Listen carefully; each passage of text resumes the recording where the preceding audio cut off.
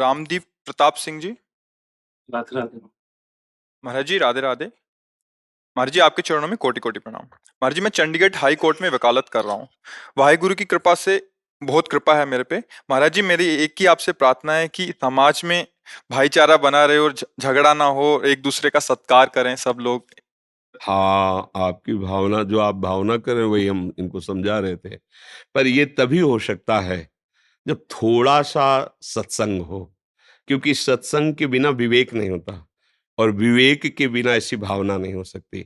जब तक सत्संग नहीं होता तब तक हमारा देह भाव पुष्ट होता है, और जब हमारा देह भाव पुष्ट होता है तो उसमें एक भावना वासना होती है कि किसी से छीन के झपट के जैसे भी बने मुझे सुखी होना है।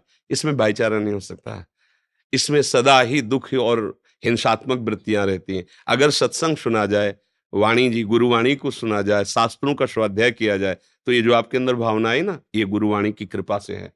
तो गुरुवाणी की कृपा का यदि हम अवलोकन करेंगे तो ये बात आ जाएगी जो आप सब में भाईचारा, सब में सद्व्यवहार, सब सुखी रहे, सब आनंदित रहे, सब स्वस्थ रहे, सब प्रसन्न रहे, यही तो संतों का हृदय होता है। तो सावधानी पूर्वक यदि हम सत्संग सुने और उसको आचरण में उतारे। पर आजकल सत्संग में बहुत कम रुचि रह गई है। छोटे छोटे जो बच्चे हैं उनके पास मोबाइल है और आधुनिकता बढ़ रही है, और संत महात्माओं को ऐसा पेश किया जा रहा है नाटक, सिनेमा, सीरियल आदि में कि मतलब केवल ये पाखंड है, केवल पाखंड। तो ऐसा नहीं है। अगर नकली नोट है तो असली की ही नकल हुई है, तो कोई तो असली है ना। अगर हमें संतों का संग मिले और उनकी वाणी पर हम विश्वास करें तो निश्चित हमारा भाव बदल जाएगा। और बिना सत्संग के भाव बदलना बड़ा कठिन है, क्योंकि कुसंग बढ़ता जाता है, हमारी राक्षसी वृत्ति बढ़ती जाती है। तो कितना राक्षसी वृत्ति, एक इंद्री की तृप्ति के लिए हमारा जैसा शरीर ऐसा दूसरे का शरीर है, हम उस शरीर को जला देते हैं, नष्ट कर देते हैं। तो मुझे लगता है सत्संग सुना जाए, उसका मनन किया जाए और कुछ नाम जप किया जाए। अगर नाम जप नहीं किया जाएगा तो सत्संग को पकड़ने की शक्ति नहीं रहेगी। जगह जगह महापुरुषों ने नाम पर बहुत बोला है, प्रभु का नाम, गुरु का नाम। नाम यदि हम जपे तो हमारी बुद्धि में प्रकाश होगा, वो बुद्धि बात को पकड़ पाएगी। नहीं, आप सुन रहे हो, समझ भी रहे हो, लेकिन पकड़ नहीं सकते। वो पकड़ की सामर्थ्य आती है नाम जपक में। जितना आप ईश्वर का, प्रभु का, गुरु का दिया हुआ नाम जप करोगे, उतने आपकी बुद्धि बलवान होगी और वो सत्संग की बातें पकड़ेगी, उतनी आप में दिव्यता आएगी। सच्ची बात समझ लो, बड़ी बड़ी सिद्धियां तुम्हारे चरणों में लौटने लगेंगी यदि आप भगवत भाव से युक्त होकर नाम जपना शुरू कर दें। आज बहुत लोग परेशान घूम रहे, पर दुख निवृत्ति का उपाय दुख ही खोज रहे हैं। दुख ही, वो बहुत टेंशन में शराब पी लेते हैं, बहुत टेंशन में, चलो मनोरंजन कर लेते हैं। ये टेंशन मुक्त करने का उपाय नहीं। टेंशन में हो, हाँ ठीक, कमरा बंद करो, कोई शास्त्र निकालो संत महापुरुषों के, आप उसका एकाग्रता पूर्वक, अगर उसी दिन टेंशन दूर होने का उपाय न मिल जाए तो मुझे बताना। ना तो कोई संतों की बात समझ रहा है, ना शास्त्र की बात समझ रहा है, ना धर्म पे चलना चाहता है, तो बोलो अशांत से कुतः सुखम। जो अशांत पुरुष है वो कैसे सुखी हो सकता है? कैसे सद्भावना आ सकती है? कैसे सद्विचार आ सकते हैं? गंदा भोजन करे, गंदा पेय पदार्थ पिए, गंदा आचरण के, उसके अंदर सद्विचार आ सकते हैं। हमको ये भूमिका सुधारनी होगी। गंदा भोजन त्यागना होगा, गंदा पेय पदार्थ त्यागना होगा और गंदे लोगों का संग।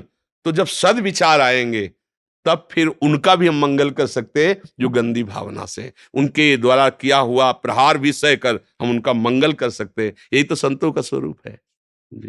बाबा जी, मेरी तो आपसे ना हाथ जोड़ के यही विनती है, प्रश्न मेरे पास कोई है जी जी जबरदस्ती मैं बनाना नहीं चाहता। जी आप ये है कि आप हमारे घर में और दिलों में वास करें, हमें अपनी सेवा में रखें और हमेशा हमारे साथ रहें।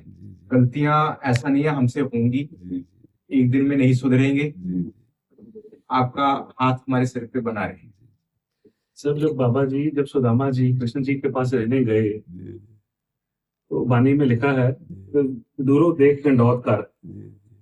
तो दूर से देख के कृष्ण जी ने दंडौत की कि मेरे मित्र आए। तो कृष्ण जी को तो पता था कि भाई मेरा बचपन का दोस्त है और इसकी हालात बहुत बुरे हैं।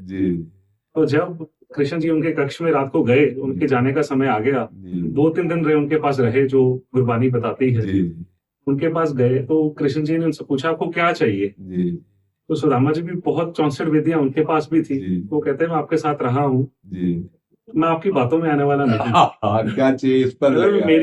मेरी जो विद्या है जी। वो आपके हिसाब से जी समुद्र तट पे पड़े कंकरों पत्थरों की ज्यादा नहीं है, और आप विशाल हो, समुद्र हो, तो आपको सब पता है क्या चाहिए बाबा जी।